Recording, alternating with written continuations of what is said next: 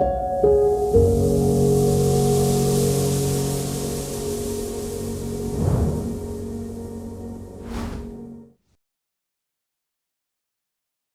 now invite you to our next panel discussion titled Cross-Country Experience, Uprising and the Aftermath. We are honored to have with us a distinguished panel of speakers. They are Dr. Mirza M. Hassan, Senior Research Fellow and Head of the Governance and Politics Cluster at Brac Institute of Governance and Development, Mr. Dipak Gyawali, Academician and former Minister of Water Resources, Nepal, Dr. Rajni Gamage, Research Fellow at the Institute of South Asian Studies, National University of Singapore, Dr. Alex Taek-Gwang Lee, Professor of Philosophy and Cultural Studies, Kyunghee University, Korea, Professor Dr. Prabha Manuratne, Professor of English at the University of Kelaniya, Sri Lanka. This session will be moderated by Dr. Asif Shahan, Professor of Development Studies at the University of Dhaka. Please join me in welcoming our panelist and moderator to the stage. Thank you, everyone. I know that it's just after tea, so people are probably still busy with, having tea. So this is basically a comparative session. We are looking into the experiences of South Asian countries, mostly, and we are looking into, the ruptures and reforms. In political science, when we talk about ruptures, we essentially talk about disruptive changes, the sudden changes that creates an opportunity for reconfiguration of power, probably new policy development, probably new circulation of elites and other things. And essentially, we have seen that, in the last 15 or 20 years, a lot of South Asian countries have gone through these experiences of ruptures. And there are, of course, these Sri Lankan cases which at one point, influenced the Bangladeshi politicians and actors a lot. And there were the example of Nepal, where efforts were taken to have a constituent assembly and a new constitution. And we have our own experiences, recently. So we have panelists from Sri Lanka, we have panelists from Nepal, and we have panelists from Bangladesh, and we also have Professor Alex with us, who I am saving for the last to sort of, provide us with a philosophical, explanation regarding the ruptures and changes and the democratic changes that we are having. First, we are going to start with a presentation, with a keynote, which will be delivered by Professor Mirza Hassan. And Dr. Mirza Hassan is going to talk about the ruptures. He will specifically focus on Bangladesh's experiences, but I'm guessing he will try to draw examples from the other countries. And based on that presentations, we are going to go to the panelists and talk about different aspects of their ruptures. So over to you, Dr. Mirza Hassan. Thank you all. What I'm going to do, I'm basically I will talk about Bangladesh, the pre-insurrection, insurrection itself, and then the aftermath in terms of politics, essentially. And during my presentation, I'll try to connect some of the features of Bangladesh, whether that's also applicable to Nepal and Sri Lanka. So my colleagues would take those points up and they can further discuss this. So, a comparative discussion. Let me get to the next slide. Essentially, what we have right immediately before the insurrection is the AL regime, but what kind of political order we had, which has a long continuity, but over the last 16 years, it took a shape, okay? And what we had in what we call in political science, dominant party state, meaning there are other political parties competing, but one party is so powerful that other parties, becomes a very marginal actor. So it's one party calling the shot. So that's dominant party state. And this dominant party state could emerge and became robust because of few reasons, at least three reasons, internal and geopolitics and geo-economics related reason, that gave a confidence to the rulers that they can continue forever, those kind of hubris condition. And Bangladesh being not a patchwork state, meaning we don't have much of a serious problem with the ethnicity or regionalism and so on, like say Sri Lanka, like Nepal, or like India, that also helps our dictator, our dominant party state rulers to control the situation better than other countries. But that doesn't mean other countries are not going through similar kind of experiences. But this is something that my Nepal colleague and Sri Lankan, they can also take up, whether ethnicity, diversity, regionalism created extra problem for the transition and so on. So as the rulers perceived in Bangladesh, they thought they have three formidable enemies that they have to deal with, or problem. I wouldn't say enemy, problem they have to deal with. So first was, the BNP and the Jamaat-e-Islami, the internal political party. And then there's the geopolitics. How do you balance relationship between India, China, Russia, and the US? A very difficult thing to maneuver, but I think the regime did quite successfully for a considerable long period of time, and also the army. So these were somehow managed for over the last 16 years or so. The regime's durability were further enforced by the marginality of the countervailing powers. We don't have much of a radical social institution, politics, or even imaginaries. So things were pretty much, could be under control, could be managed, and it was managed. And we citizens, almost all of us, we thought it as a fait accompli. Okay, we have to live with that.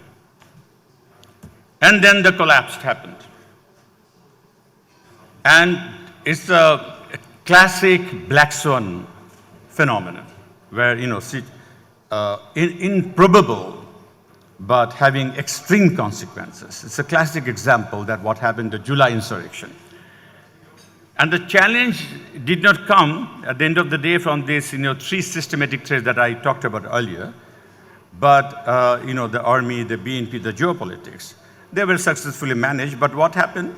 And also in terms of legitimacy, falling legitimacy, it was there. The survey tells us interesting story of declining political legitimacy or declining economic legitimacy, but they were not that critical as a defining reason for the collapse.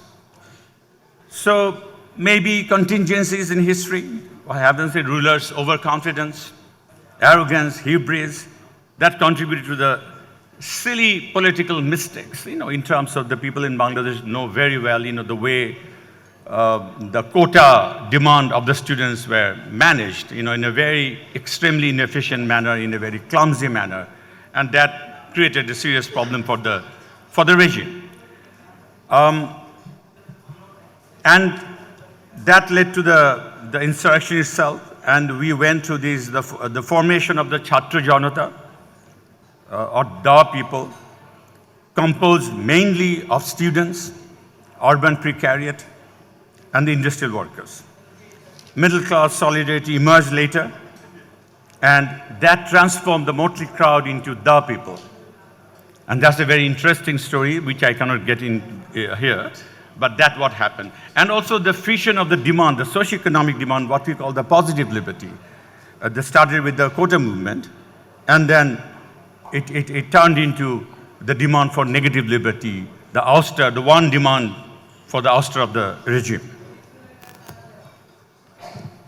And I always love to quote this Gramsci's observation that crisis consists precisely in the fact that the old is dying and the new cannot be born. In this interregnum, a great variety of morbid symptoms appear. So what this is precisely defines, what happened over the last 1 year after the insurrection, the aftermath. Now, so what are these? What happens after this kind of, revolution or insurrection? You have an elite circulation, churning of elites, the old elites being replaced by the new elites and so on. That's what happens, essentially. So in Bangladesh, what happens? That the nature of this elite circulation, police, was in shambles, still in shambles. Elite circulation in bureaucracy was changed according to the politicization of the bureaucracy. So the old guards left and the new people came in, but only army remained largely intact. So that's the situation. And we have this personalization of the administration, the public bureaucracy, by the dominant political force. At this moment is BNP, essentially, and to a certain extent, Jamaat Islami, who had, certain degree of, personalization, capturing of the state, especially in the judiciary. And the NCP, the new party of the students, they're pretty much, disadvantaged in terms of, getting their people inside, because, they had no connection. These are newcomers, new entrants. And the old guards, the pro-L elements everywhere, inside the state, outside, in the civil society. So, as a consequence, what is expected from this kind of, dramatic collapse, that a dramatic elite circulation will take place, but that hasn't happened in Bangladesh.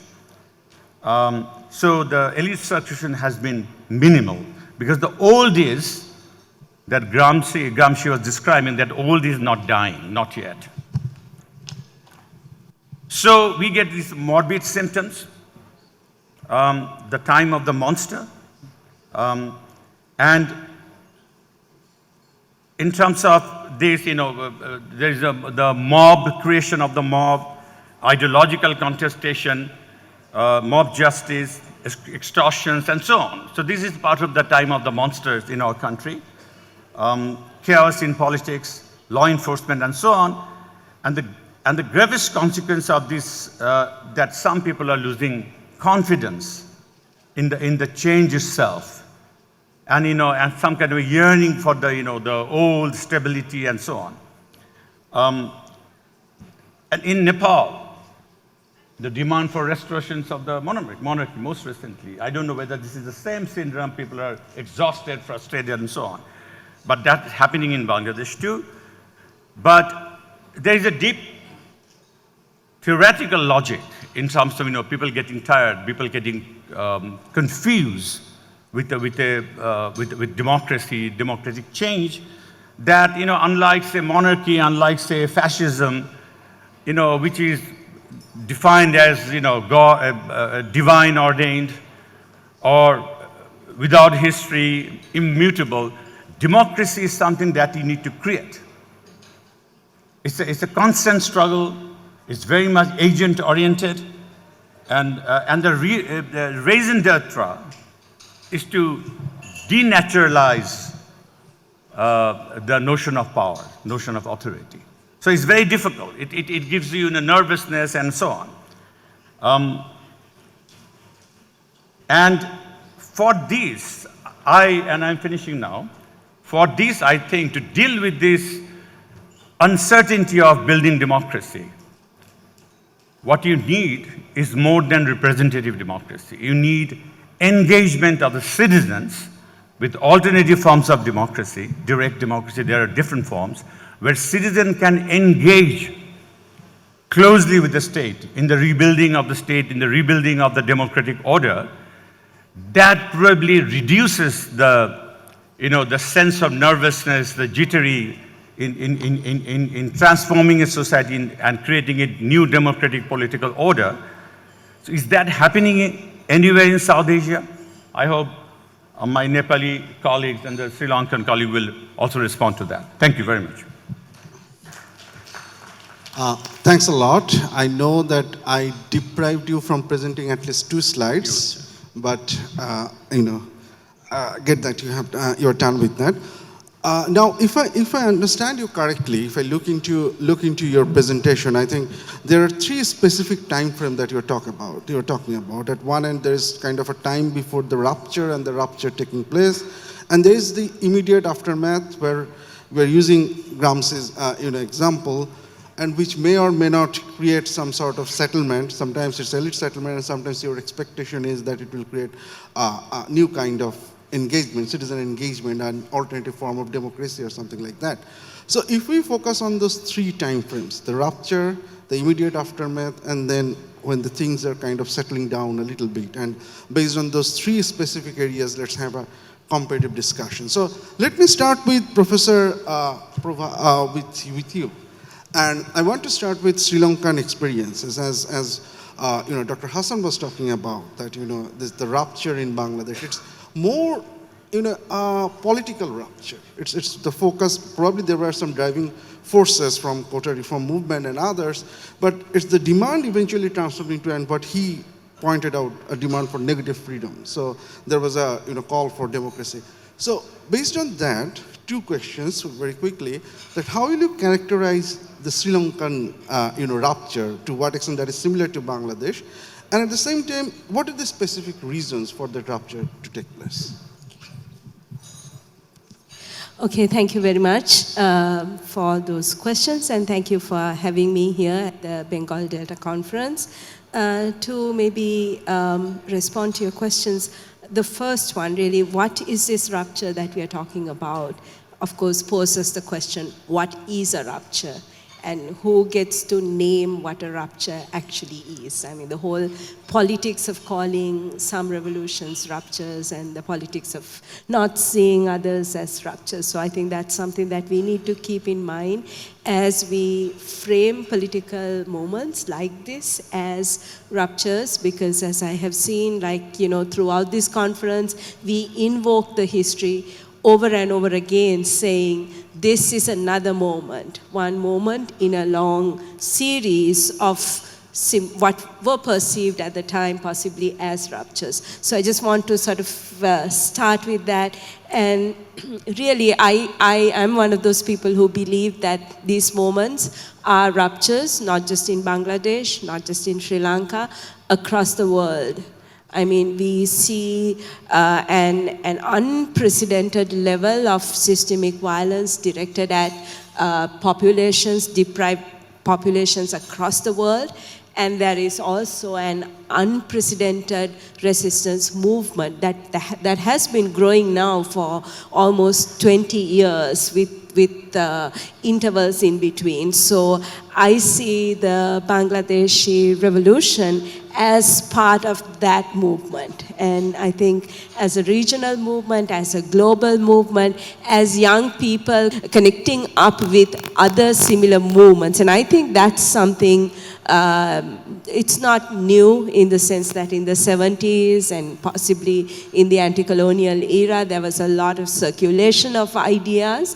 But I think because of the kind of social media backdrop that the previous panel was talking about, the challenges to political parties, I think it is a new kind of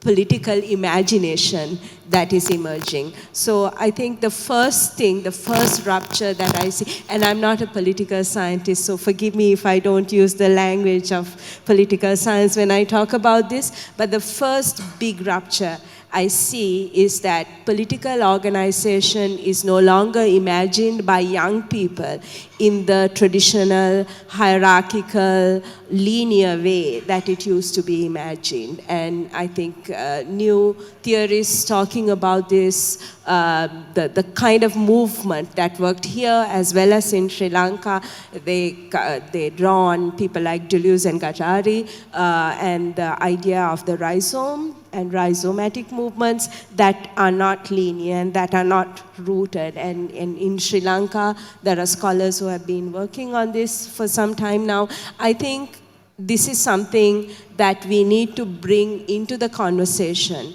because these uprisings, in Sri Lanka we call it an uprising, here you call it a revolution.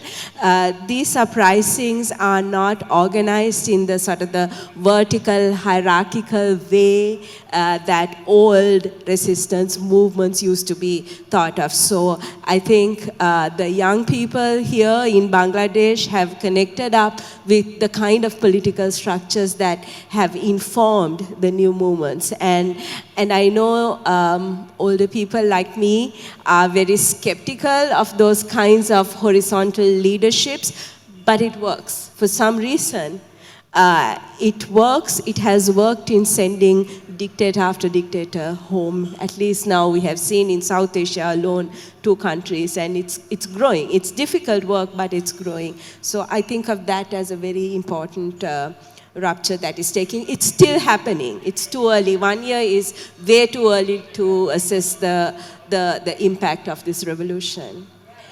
Another thing that I want to say is the disruption of what the Sri Lankan political scientist has, Professor Jayadeva Uyangoda, has called the elite citizen consensus. The elite citizen consensus traditionally is based on the kind of governance structure that existed in Sri Lanka. Where voters, the consensus between the elite and the citizen was built on, and this is Professor Uyangoda's formulation of it. I thought it would be useful to use this formulation, particularly in the context of the quota movement that triggered the revolution here, where the pillars are distribution of social welfare, patronage politics, and ethno-nationalist ideology, and you kind of gestured towards this at the end of your presentation.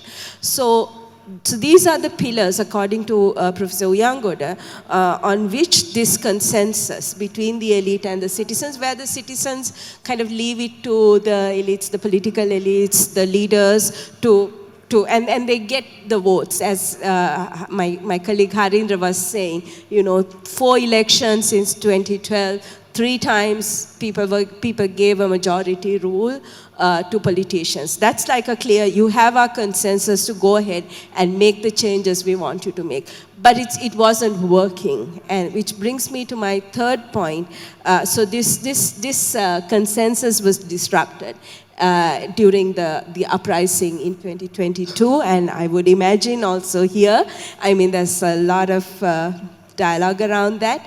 The third is that in Sri Lanka, the uprising was sometimes called Adaraya Aragalaya, which is the struggle of love, like this kind of new framing of what it means to be involved in politics as an act of love, as something that, of course one would say that's what Che Guevara said, but for a generation that didn't grow up with the leftist rhetoric of that kind of solidarity movement, solidarity politics, etc., this was a new kind of framing, right, where politics was not driven by greed and a sense of self-advantage, but it's a form of solidarity. So that's another thing. Another really interesting thing that I have been thinking about since I came here yesterday, you folks keep talking about the Delta and the Delta culture, and I was thinking, what's the Sri Lankan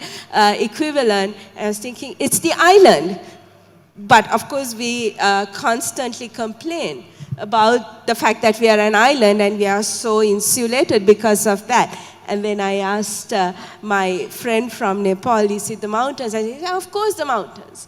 So these kinds of imaginations that have been framing our national consciousness of, the kind of people that we are. I think in the uprisings and in the struggles, I see a distinct difference. In Sri Lanka, the thinking was very, I think, spatial. The place, the Sri Lankan uprising had a specific place that was occupied. It was called Gota Go Gama. Gota was the president of the time. Go is go, and Gama is village, like your gram, right? So the village for Gota to go, right? Gota, go, Gama. But it was thought of very specially. Whereas in the Bangladeshi example, which is very interesting for me, and I'm not an expert on the uprising, but when I read about it, it's temporal. It's the 36th of July. These youngsters from our two countries are taking on like the big questions of philosophy, the sort of the founding frameworks through which materiality is constructed, and redefining it.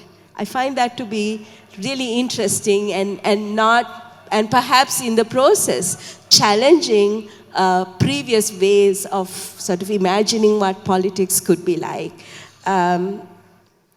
I think both were like more inclusive than usual, and maybe in a further comment I could say more. No, thank you. Thanks a lot. I mean, before this session, I was talking to Dr. Dipak, and I was talking about that, I'm going to ask you about rupture, and his answer was, which rupture are you talking about? There are way too many ruptures in Nepal. So, and I'm going to ask you about the Nepal's experiences a little bit later. And my question is, before going into the issue of Constituent Assembly, because Nepal had, had gone through that experience. But when you mentioned that we had ruptures after ruptures, what does that actually mean? Does the word rupture become absolutely meaningless when we talk about the Nepalese, politics and system? And when we talk about, so what does that mean? And when we talk about the changes that ruptures can bring about, is there any expectation left? Is there anything there that, we are really looking forward to make this particular change in the political order or democratic order? Is that expectation still there? Okay, thank you. Ruptures seem to always follow in Nepal with some kind of gelling back of some of the worst features of the order that was there before the rupture. After the British departed India, we were not a colony, so we should have had a continuous sort of a system. But after the British departed India, we have had 6 constitutions till today, okay? 5 of them in my lifetime. I'll talk about the last 3 only, 1962 was the Panchayat Constitution by King Mahendra. My father was the Attorney General, and that committee drafted it in 1 month. That constitution lasted 30 years. And most of the major developments, the structural changes, etc. in Nepal that happened can be traced to that 30-year period where new districts were formed, the new universities were set up, the federal bank was set up, otherwise Indian currency was running in Nepal, and so on and so forth. All the major changes. That lasted 1 month, 30 years. The next constitution was the multi-party constitution of 1990, and people like us were also on the street saying multi-party democracy. Okay. Then Prime Minister Krishna Prasad Bhattarai spent 6 months drafting that new multi-party constitution, the 1990 constitution. It lasted half the time. It lasted only 15 years. It was with Maoist insurgency and a whole lot of things that happened after that, because it could not include some of the dissident voices. Okay. So the third one, which is we are now going through in 2015, that constitution writing started in actually 2005-06, okay? 2005 and 2006. It took 10 years, and it didn't function from the very first day. So you see a reverse order, and I think, people in Bangladesh might like to reflect on that, A constitution that was made in 1 month lasted 30 years. The one that took 6 months lasted half the time, 15 years. And the one that took 10 years to make through the Constituent Assembly is not working at all. Okay. Now this is, there was a big rupture, a Maoist insurgency, previously the democratic insurgency that also happened in 1990 all around the world, Nepal included. Yeah, there was a rupture, but then what happened with that rupture? And the message is that after the rupture, if the forces that brought about that rupture, the students here, for instance, they get laid back and, everything then shifts to the bureaucrats, the standard politicians and all, then somehow whatever is set up becomes the same old thing. With the 1990 Constitution, lots of things are wrong. First of all, the Maoists came in, they were insurgents, and they became part of the government. During the Maoist insurgency, walls in villages or remote parts of Nepal too were plastered with a Maoist slogan that said, in Nepali, but I'll translate, it said, a parliament or a parliamentary system, Sansadiya Vyavastha, a parliament is a butcher's shop where you display a goat's head but you sell dog's meat. This was a slogan painted all over Nepal by the Maoists. Now what has happened? They're in government and selling dog meat like nobody's business. So your rupture is followed by your restoration, of the worst features. Okay. The present constitution took 10 years to make, but then, there was a process violation along the way. There was an interim constitution in between, which said that this new constitution that's drafted by the Constituent Assembly would be sent to the people in every village and debated for 6 months before it was adopted. What they did was somewhere in between, they changed the constitution, and they made it 2 days, from 6 months to 2 days, that the people had only 2 days to literally, well, what can you do in 2 days, okay? And when it was passed on the third day, it was passed not by discussing every clause, but it was passed in the following order. Okay, pays so-and-so to pays so-and-so, pass. And that's how this current constitution was passed. Okay, so that's the first violation. The second was, in the process, the 10-year process, there was play by calculations by political parties of how to shackle the other one. If we don't come to power and the other one comes to power, how do we make sure that they, don't get full power? Now, in a sense, that's a good thing. But what in the process happened is they started creating bodies, like there's a body called the Constitution Commission. It's headed by the Prime Minister. The Chief Justice is a member. The leader of the opposition is a member. The Speaker of the House is a member, and so on and so forth. And when you appoint people like judges and, chairman of the Election Commission, etc., these are done by this Constitutional Commission. It sounds very democratic, right? Unfortunately, what happens in the process there are two things. One, there is what in Nepali is called bhagbanda. The parties decide among themselves, okay, you got the vice chancellorship over here, I get this, and you get the judge there, and I get something else. So some of the worst people end up floating to the top. Okay. The second thing that happens is there's a contradiction. Appointing people to constitutional body is an executive duty. When a Chief Justice becomes part of that executive duty, there's a violation. There's the separation of the powers between judiciary and the executive is not there. When the Speaker of the Parliament is part of that committee that does the appointment, that's a legislative and executive contradiction. So if the Constitution Commission has done a wrong appointment, you can't discuss it in the Parliament because the Speaker was involved. You can't challenge it in the court because the Chief Justice is involved. And now we have very partisan people sitting in all these Constitution Commissions, including the Election Commission, and it's a mess. Okay. The other one is, for some reason there was a big debate about proportional representation or direct first past the post election thing. They should have decided, but they failed to. What they did was they mixed the two. So we have a parliament where about 60% of the people are directly elected and 40% are nominated on the basis of the proportional votes that the parties get. So you have elected and selected people in one body. And the problem of that has been that now we can never have a stable government. There's no way any political party can form a majority government. And as a result, now what we have is a musical chair government. And I'll give you the last example. The current government headed by KP Oli, he was in power, his party was in power with the Maoists, Prachanda was the prime minister. Now imagine, we go to sleep, one day, and next morning we wake up tomorrow at 7 to find out that, Prachanda is no longer prime minister. Oli has teamed up with the opposition Nepali Congress to form a government. And Oli forms a government with the understanding that 2 years he'll be prime minister and 2 years the Nepali Congress government will, the Chapul, Deuba will be the prime minister. If you think this is strange, just think of this. Today, after this is over, we all go for dinner, go home and sleep.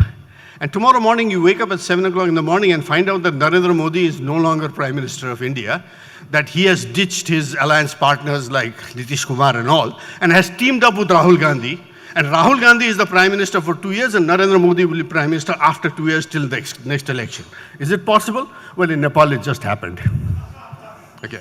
So this is where you get this very ridiculous, the word we use in Nepali, I'm sorry to use that word, but we use it very well. We call it Rajnitik Beshabriti, political prostitution. That's what it is, okay. Now, the final point I make, is that this current coalition, as I said, is unprincipled. It was set up suddenly because a small party, which was the Home Ministry, which handled the Home Ministry, was going to start investigation against corruption done by the Prime Minister and the Foreign Minister. So suddenly they ganged up and made another coalition. The corruption still stands, but it cannot be investigated because the guys who are corrupt are in power. Okay. So this is the mess. It's creating a kind of frustration in Nepal where everybody says, when will our July Dhaka happen? When will the Argalaya Sri Lanka happen? So this is where we are right now heading. When this coalition was made, and that's the last point I'll make, and to say that, please beware, constitution commissions and all are not the solution. The political pressure that you can generate is the real solution. When this coalition happened, it's already a year in government, they had a 7-point agreement among the two major parties. They have a 2/3 majority, by the way, right now, okay? And they said, point number 2, they will amend the constitution that they made, about 10 years ago. No discussion of what to amend. No discussion about what are the flaws that need changing already for a year. No commission made to say what will be amended. Now, what should have been done was several things, which is why there is a move right now to go back to the 1990 Constitution together with the king, which is above the political parties. Because there is no institution above the parties, they have become nirankush. What we call, without any ankush, any hook on them, okay? So 1990, restoring the 1990 Constitution is one big movement in Nepal. But within the other debate, what we have is if you're going to amend this Constitution, what are you going to amend it on? First of all,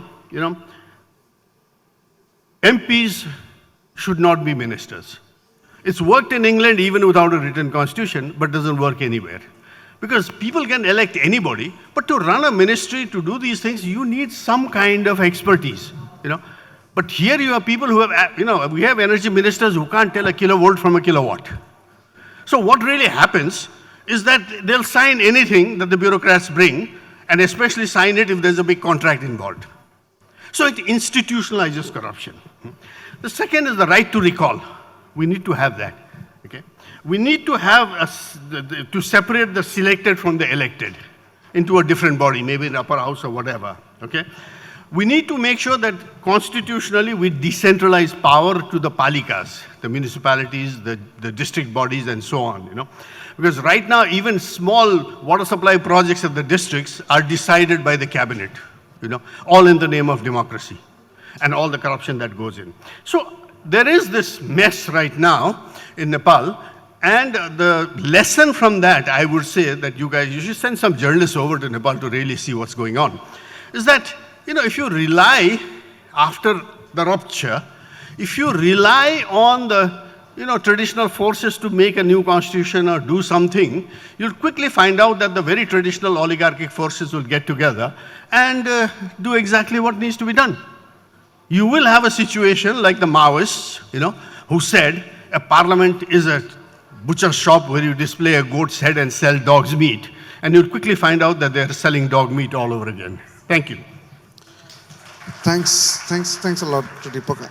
Okay, I think if we get a chance, we'll come back to you. Because what you said is very interesting, because in Bangladesh, when we are talking about our constitutional reform and other things, we are specifically talking about the National Constitutional Commission, forming our National Constitutional Commission, which eventually the political parties did not agree about, but hearing from you, and the peer, the proportional representation. We are right now talking about proportional representation. We are talking about having two separate houses, one through peer and the other through FPTP, or peer in the whole system. And again, you are saying here that the problem that will create, and it's an interesting argument when you talk about how to shackle the executive, but when you try to do too much, what are the complexities that it creates?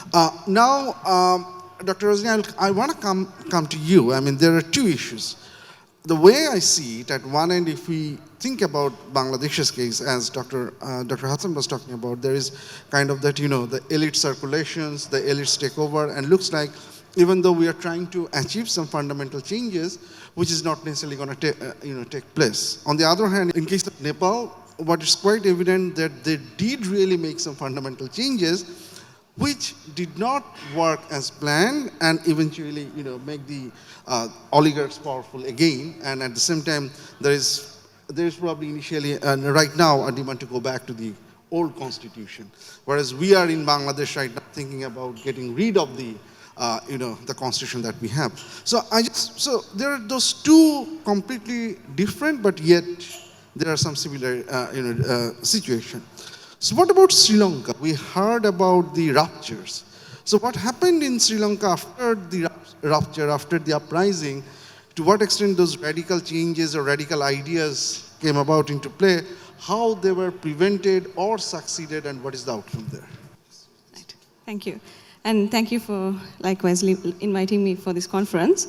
I think a lot of what I say will have to follow up on what Dr. Prabha and Dr. Dipak are saying, because they're kind of hinting at how the way in which the rupture came about will necessarily also define how then it will play out in the succeeding years, like in Sri Lanka, or decades, as in the case of Nepal. And so to answer this question in terms of what the conversion has been after these big moments of ruptures, I thought maybe I'll just initially talk about the political possibilities that were opened up by these big breaks. And again, Prabha has touched on these. For me, what I see of the two main things, the two main political possibilities that were opened up by these political protests, the debt crisis that happened in Sri Lanka in 2022, the first of which was that the protesters who gathered at the Goalface Green, there was this sense that the state had failed. And this is something that we have repeatedly seen in Sri Lanka in moments of crisis, whether it has been with our civil war or the tsunami, or moments such as the debt crisis, when people were unable to have access to fuel and petrol and so on, this intense material suffering. We notice that the state is absent. In moments of crisis, the state is absent, and it is the people who somehow come together, form some forms of community, and try to at least get through the next few days. And the inability of the state to respond to that moment, but also the ability of the state paradoxically to respond with military force, kind of showed us the nakedness of how the state of the state, especially over the last 30 years, since the 1980s, we have had phases of neoliberal economic reforms. The state has been hollowed out, and what has been strengthened has been our coercive apparatus, which is the military. And so the 2022 crisis really showed us that the state really appeared in its form of militant repression. But when it came to finding answers to the solutions and demanding for change, the people had to figure this out. We all know that the rhetoric of coercive kind of the state kind of security or police is for there to be law and order in Sri Lanka. But I think all of us who were there in the protest site, we saw that even in the absence of the police being there, there was a tremendous sense of safety, community. Late at night, as women, we were able to be there at that time. So really this questioning of what is the role of state, that was something that was heightened at that moment. But in the years since, I think this is something that we will keep asking. I think even in some of the previous presentations, they were talking about what is the state? Is it a polity? Is it something that the people support? Rather than just a bunch of institutions. So that is the first kind of rupture that happened, and the role of the state as it is now, I think we are kind of facing that problem. Is the state able to deliver on some of the socialist promises that we have been demanding since independence, such as on health and welfare? We have seen Sri Lanka rapidly deteriorating on these sectors. So what is the state there for? Is it there to facilitate a certain kind of finance capital and its interests, or is it to look after the needs of especially the more vulnerable sections of the society? The second most important, I think, point that became evident to us during the crisis was that you could really hear this language of egalitarianism and equity, this critical role of the governing structures around us, that the main task of them was to ensure that whatever material resources we have, whatever gains we have, it has to be distributed in an egalitarian way, and inequality in the society has to be reduced. So this was a big demand that emerged during the protests. And this is really significant because when we think about the moments in which these demands were made in our history, definitely independence. So at the moment of post-colonialism, these demands are very loud because the amount of material suffering that we have gone through is massive. We have gone through colonial rule, and so it's the extent of material inequality is very high. In Sri Lanka, we have had other moments as well. The Tamil separatist struggle, again, a very loud cry of material injustice. Similarly, with the JVP uprising in the 70s and 80s. So 2024, I also see as, again, this cry of material inequality, where whatever political kind of system we had, it was unable to contain those contradictions and tensions, and an implosion was inevitable, and it happens in 2024. And this is really significant because who articulates these grievances are people who have been traditionally marginalized in the political discourse. So we can think of student unions, we can think of trade unions, activists, again, not necessarily a liberal civil society, but more marginalized groups who were asking for farmers' rights or certain trade union, labor rights, but they were very much marginalized in our dominant kind of liberal consensus kind of political discourse. But because of this moment of rupture where these forces can't be really contained that much, you see these voices moving from the margins towards the middle, and so they're heard much more. In the conversion that we are hoping now, how much are these voices being heard in the current government is something that we are all, I think, deeply concerned with. That is something that we have a deep concern with. I think the current government has a lot of legitimacy. It managed to, I think, sufficiently ride the anti-establishment anger that many people had justifiably against the all political guard.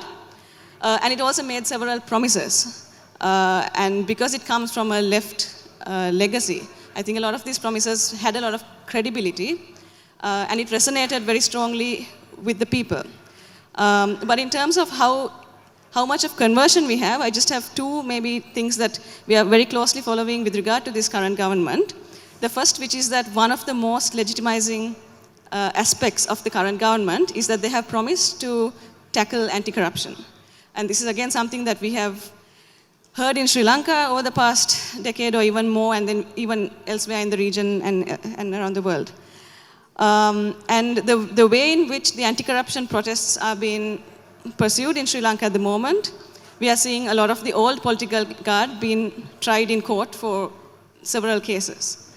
And I think this resonates very well with the people for good reason, but there's also the danger that a lot of these legal cases, there's this danger that it might become a media spectacle. So you have the feeling of justice being delivered, but how much of these will be followed through, and how much of it will result in actual structural change? So that is something that, again, public pressure needs to really push back on the government to make sure that it actually delivers justice rather than giving us the feeling that justice is delivered. The second one is, of course, on the economic front. We know that the current government is continuing the IMF program of the last government, and the austerity measures that were achieved under the Vikramasinghe, the last government, he overachieved them. And the current government, despite promises to maybe have a better negotiation, continues this trajectory. So there is an element of this, okay, so we have an anti-corruption agenda, but how much of economic justice is going to be delivered? Concurrent to this, we are also observing that the entrenched economic elite that were getting more of a monopoly and more entrenched, especially since the COVID-19 pandemic, they continue to be consolidating their position even under this government. There are even instances of, I think, conflict of interest appointments in terms of political appointments, and then some of these people also having positions in these corporate bodies. And so these are kind of issues that I think we're all following quite closely. And this question of how much of conversion does the victory of the people's protests have when it actually comes to the long run. Yeah, thanks. Thank you. I'll open up the floor before going to Professor Alex, but I just have three quick questions for Sri Lanka, Bangladesh, and Nepal's experience. Professor Prabha, I want to come back to you, and very quickly, if you can give us 1 or 2 minutes answer, because in your response you were talking about there was a kind of an understanding of elite citizen consensus, which kind of probably broke down at the time. So now what we're hearing, the way the current government is running, so there were some egalitarian principles. At the same time, there is, the issue of IMF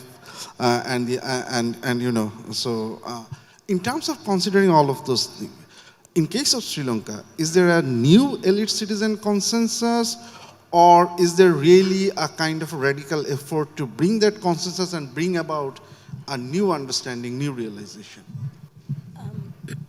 I would say that, so what happened was after the uprising, as you know, the NPP government was with a very powerful majority rule in parliament. Now, if you look at the uprising, a few of the key sort of demands, one was in Sinhala, I will say this, Balaya Diyawannaving Eliyata, right? Power, Diyawannawa, of course, symbolizing the parliament. So power outside the parliament. This is a key kind of demand. Then another thing was Desiya Visipaha Epa. So we have 225 MPs in parliament. We don't want 225 MPs. So there was a very strong rhetoric that we don't want the parliament.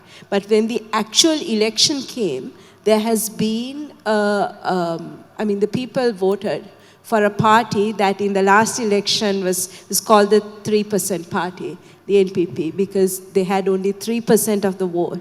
So they went from 3% to what it is today in just like one election cycle with an uprising in between. So I think, to come back to your question about whether the consensus is I think the consensus has shifted. Right? It has shifted. People are very skeptical of the old elites, and I think the election results show that people believe that this new party that has never been in power before somehow will deliver on the kind of issues that Rajni was talking about, and yet now slowly I think reality is hitting people. Right, and just to finish, I just want to say, what I said before about these linear developments. This is where I think we need to learn from the young people in the room. I think we are not hearing them enough, because they will know that change doesn't come in this linear way. You can't expect a parliament to break away from an IMF debt trap. I think we need to reimagine the entire scenario in very non-linear, very horizontal ways. Thank you. Dr. Dipak, just one quick question to you. And my question is, in case of Bangladesh, when we are having, we are talking about shackling the government. So there was an argument, and the argument is kind of the Madisonian argument, interest preventing interest, faction preventing faction, so that there is kind of a check and balances. So to some extent, as you said, that in case of Nepal, the political parties are distributing the constitutional positions among themselves. So that means within the constitutional positions, there are representation from both the parties. Doesn't that actually supposed to create a check and balance, given that those two parties are kind of enemy and try to prevent each other, and kind of balance of power? Why didn't that create like that? Because we are working under that assumption, so why we should be careful about it? Theoretically, yes. Theoretically, it should create that balance. And the whole idea of the proportional representation was that was the argument. That if you have proportional representation, at least the percentage of votes that parties got would be represented. Because we have a situation where a party that gets 50% of the seats in parliament actually only gets about 25 to 30% of the popular votes. Okay. So that's seen as undemocratic, okay? Now the problem is, by mixing them in the same body, they should have either kept the other one in the upper house or something like that. By keeping them there, what happens is we have, on the one hand, 60% are elected first past the post, and we have a case where there are many parties who are competing. There was one MP who got elected with 9.8% votes, okay? That was the highest. He lost his deposit, because you have to get at least 10% of the votes to have a deposit, but he became a member of parliament. I mean, when 90% of the people have said you are not representing us, but he does get to represent. So there's something very wrong about this. But in the process of this check and balance, what happened practically was that everyday politics took over, and it was not the larger ideological interest or principled politics that the parties were trying to present. The compromises were mostly on personalities, mostly on, well, this is my brother-in-law and he has to get a position there. And if you allow my brother-in-law to be a judge, I will allow your son to be something. So this is where it deteriorated. Okay. And there is no check and balance on this, you see. So this is where the problem now comes. And let me add one more thing. I have come to the conclusion, if you look at civic movements, not just in Nepal and India and Sri Lanka and all, I think globally, the 1980s and 1990s was the high point. That's when most of the civic movements, whether it's in politics, environment, you name it, came up. After 1990, in this 21st century, the first 25 years, has been a disaster. And why, in Nepal's case, I can tell you, most of the civic activists either got appointed ambassadors or, wherever it is, and the newer generation didn't come up to take up that activism. And there was a general feeling that, now we have elected democratic leaders up there, they will do the right thing. Well, the message is, without that grassroots political pressure, they will not do the right thing. So the grassroots pressure is needed. Okay. Dr. Mirza, I will come back just a bit later, not now. I want to go to Dr. Alex, because you have been hearing about the experiences. And as you can see, there are some extreme level of frustration with how the rupture and the democratic practices have evolved. There are some pessimism, if I may say so. And in some cases, they are still hopeful. Yes, things have not necessarily gone wrong. So, I want to ask this question from as a philosophy professor, and also, as a South Korean expert, because you have also gone through an uprising at one point, and then things have stabilized, and now there are some crises kind of brewing again. I want to ask the question raised by Dr. Mirza Hassan. When we talk about an alternative form of democracy beyond representative democracy, is it really a solution, or there are some correction measures that should be taken within the representative mechanism framework that can solve all of those issues, all of those problems? All right, yeah. Thank you for inviting me here. And then on this stage, yesterday, I just said, the Bangladesh July Revolution is beginning. Beginning is why I must call them, that event as beginning, because it's, as the Professor Mirza already pointed out, the conjuncture. It's a Gramscian concept. Conjuncture means that that crisis is a deeper crisis. Comes up on the surface. Appears on surface. So actually, we should actually focus on that, July revolution, whatever called, revolution or, the rupture or some crisis, whatever called, uprising, but that thing happened. That thing happened. So actually, that actual symptom came up, which was actually suppressed by, as you said, balance, or suppressed by some consensus, suppressed by some representation of a state, is actually the broken up by this kind of some emergence of a certain, the conjuncture. So, and then conjuncture is in this sense, open space. Is every, kind of a political, space is opened. That means actually during, the ordinary, a little bit agreed, state of that politics, on surface it looked quite balanced and peaceful, and then nothing happened, and then everything goes very well. But when this conjuncture came up, everything turned into mixed up, chaotic. And then actually the order actually turned into that kind of what I mean actually is some mixed up the situation. It might be called a situation. Situation is in this sense very chaotic. The mixture of that desire or demand from the bottom, and then all those people who didn't have part to represent themselves came up to actually insist their own identity. That is politics. That is actually to open that kind of public sphere. So and then of course actually this situation cannot go on permanently. We need some settle down. That is important. This process as such is important. That is I think that this normally after the Second World War, this kind of some democratic demand from the bottom, so-called actually the conjuncture, ended up, normally actually this conjuncture ended up with constitutionalization.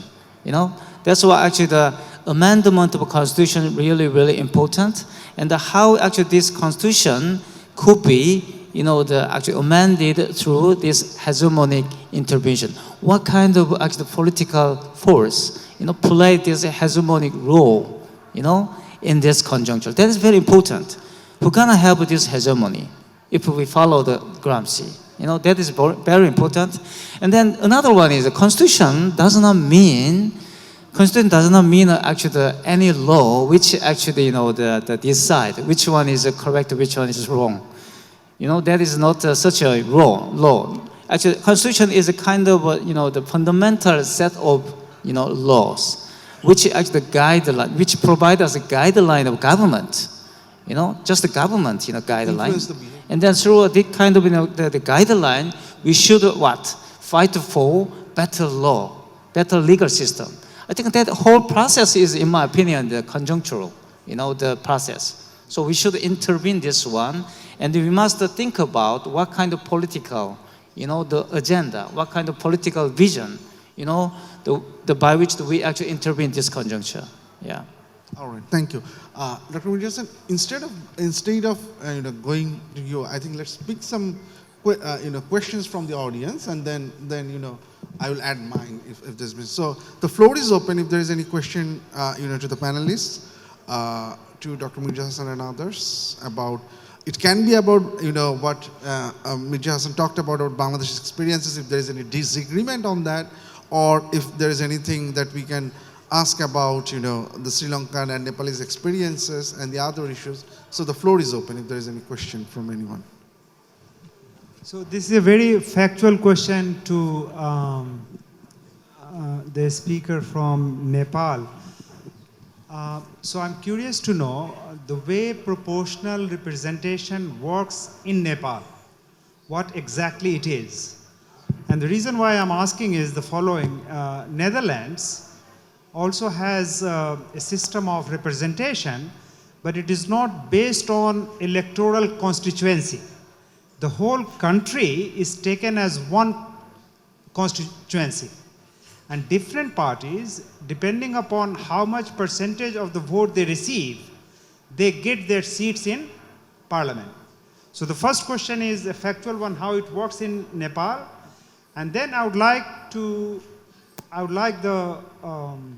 speakers on Bangladesh to address that how they are thinking to introduce Here. This system of proportional representation in Bangladesh, Okay. has there been some discussion on it? Okay. Because it can also take many forms. Absolutely, absolutely. And then I think Dr. Horinder Desanayake, you have a question probably? Thank you very much. I'll keep it brief. Since yesterday, one word we did not hear, generally that we hear everywhere we go, but I didn't hear in this conference except for one occasion, and also not in the conference booklet, is populism. And I think since all the region is represented, I would like to say how the panel would take it. Okay, so there has been discussions going on in the case of Nepal that there is a demand of employing technocrats or specialists in the post of ministers. But in case of Bangladesh, we have seen in the past that we have also tried its strategy of employing technocrats or specialists in ministries or in other significant posts of the government. But what that turned out was there was this tendency of converting those specialists in the important roles. Later on, they have turned the role into some sort of authoritarianism that we have seen in case of Fakhruddin government in the interim government that Bangladesh has in the past. So, is there, when the people of Nepal are demanding that, are they considering that sort of possibilities that those people, as they are not publicly or not elected representatives, is there any possibility to they becoming some sort of authoritarian regime in Nepal? Okay, first one, it's the same thing. It's the parties fight elections on constituencies, and depending on the number of votes they get total across the country, okay? So if I have a small party, I get 7% of the votes, another one has 20% votes. So the proportional seats are divided by the proportion of votes, that total votes that they get across the country. So that's how it is. It's not by just in one constituency, but the total vote a party gets across. The problem here comes, is how do you then select? What is the qualification for nominating to be a proportional representative in the parliament? Okay. Now the philosophy generally was, people who do not fight street politics and who do not go for elections, okay? Experienced people, respected people, professors, these kind of people need to be represented for what they know. So the idea was that you have this proportional number of votes. Say my party receives 7% votes, I get 7% of the seats that I can choose. Instead of choosing people of quality, generally people who lost election come back through this back door. So they've been rejected by the people on one side, but then they come back through the back door, and become member of a parliament. Okay, it's happened right now. Our current education minister is the best example. He lost election massively, but now he was brought in as, the United Marxist-Leninist Party's proportional member of parliament, and now he's minister currently. Incidentally, he's class 8 fail. That's all he has. He hasn't passed high school. Education minister. Now, on the question that you've asked, which is what happens? You bring experts. Are they even accountable to anybody? Okay. The whole idea is more like the American system, where the president selects and decides. The parliament has to vet it, approve it, and once vetted, the person works as an expert. But he or she functions at the pleasure of the prime minister, who's the elected person. So if the member of parliament cannot be ministers, they're jolly well going to make sure that ministers start working. Right now, what is happening in Nepal is that the huge number of corruption cases, most members of parliament are silent on this. First of all, it's because their party member who's corrupt, so as minister, so why talk about it? The other is they're also not talking about corruption done by other party members as ministers, because one day they hope to be ministers themselves, and why make your life uncomfortable? Because nowadays everything is recorded on YouTube and social media, and somebody will say, oh, you protested corruption here, now you're doing it. So, we've distorted a system there. So ultimately, it's the parliament that should be made responsible also for vetting ministers. holding them in check, debating what they're doing, whether it is correct or not, and putting pressure on the Prime Minister or the President, whoever it is, executive president, to make sure that this happens. Now, this is not a perfect system, but it's certainly better than the one we have right now.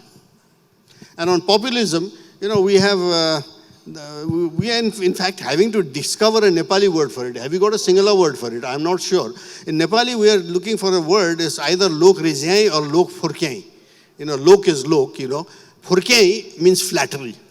So we've translated populism into lok flattery, And that's what parties have been doing, with very popular slogans and getting votes. And it's not the best of things to happen in politics. Thank you. Do you want to respond to the question on populism? Yeah, sure. Very briefly, I think in Sri Lanka, the rise of populism has come hand in hand with the delegitimization of our political parties. I mean, political parties, again, this is a story that is familiar in many countries. They have been unable to deliver consistently, and no matter which party comes into power, we have seen repetition of certain ills. And so populism really comes hand in hand with the delegitimization of political parties, and in Sri Lanka, especially since 2015, is that we have seen the rise of what we call satellite organizations. So basically, professional bodies, again, so going back to this idea of this increase in demand for professionals to fill in the roles, because politicians, traditional politicians, appear to have kind of betrayed the cause. But this itself, we see it as problematic because it tries to technocratize the solution. But in reality, it really reflects a middle-class dream for who should represent the people. So it's not the broader masses, it usually should be technocratic professionals who should be representing the people. And just very quickly adding to that is that because this is kind of the stage of populism that Sri Lanka is kind of moving towards, and in terms of flattery of the people, what kinds of narratives are able to win over the people are usually what gets people elected rather than deeper structural reforms. So like I said, the current government came on a very effective anti-corruption narrative. We are seeing the strongest contender maybe to this anti-corruption narrative at the moment being one of entrepreneurship. So this promise of social mobility through kind of skills in capital and so on. So in Sri Lanka right now, if you look at a media tycoon, for example, or big businessmen, they seem to be able to present the biggest challenge to the government. These are not traditional political figures. These are also not necessarily politicians, but we are seeing businessmen who previously provided the ideology for certain political parties, such as the Rajapaksas. They are now actually entering into politics. And so it's no longer, it has moved from patronage, like businessmen patronizing politics, to businessmen framing the ideology for politics, and now it is the raw face of businessmen being in politics. And I think this is the new stage of populism in Sri Lanka. Thank you. We're going to close these, and I want to go to Dr. Mirza Hassan. I think you have probably want to also respond on the populism question, because in your presentation you talked about mob violence and others, so I'm guessing that you probably have something to say. And if you have any reflection going through the experiences, as we hear from, the Nepal's experiences and the Sri Lanka's experiences, there are discussion on recall, and at the same time there is a discussion on, the ministers should not come from the MPs, the ministers should have, so there are two different versions there. So in terms of the challenges, any quick reflection, based on the learning from Sri Lanka and Nepal, and if you can add to that the question on populism. On the populism, if I understand populism, that's an individual, very powerful, charismatic individual, Donald Trump now, Prime Minister Modi probably, basically saying, look, the existing system, all the elites, even in the parliament, in the state, they are elites, they are against you. So I am the authority, I am the state, I'm going to represent the people, and I can clean swamp or whatever. Bangladesh doesn't need that kind of populism, that kind of individual leaders, because what we have is two catch-all political parties. You know, this is our long history. Even if I go back to 1991 with our so-called democratic transition, there were, you know, these two robust parties representing everyone, from elite down to the lowest level of the proletariat or the farmers, whatever, okay? So these are catch-all parties, okay? These are not representative of this class or that class or this region or that region. And these are dynastic party, both of them. And at the same time, these are not anti-elite party, they nurture elites. So I don't see Bangladesh needs a populist leader in the sense of Donald Trump or in the sense of any other classic populist. So I'm not sure about that. People might disagree with me, but that's my understanding of the populism. In terms of reflection on the, I'll wrap it up very quickly. You see the difference, Sri Lanka has some integrity of some of the public institution, which we completely lack.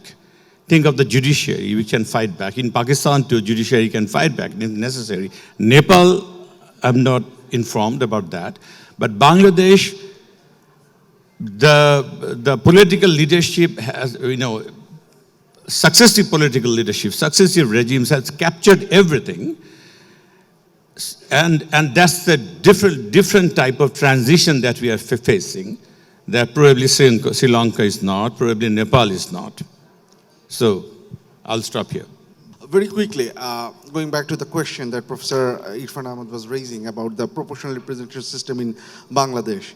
In case of Bangladesh, we are actually driven by the historical experiences. We had in 2001, we have seen one party to having two-third majority, which tried to change the constitution and created a crisis. And then in 2008, we had seen another party to have a two-third majority through first-past-the-post system, which changed the constitution again and created another crisis. So I think the idea was, when the Constitutional Reform Commission said, the idea was they were trying to deal with a dilemma. At one end, they want to change that. On the other hand, they decided that if they go through complete proportional representation, substitute first-past-the-post with proportional representation, that will destabilize the government.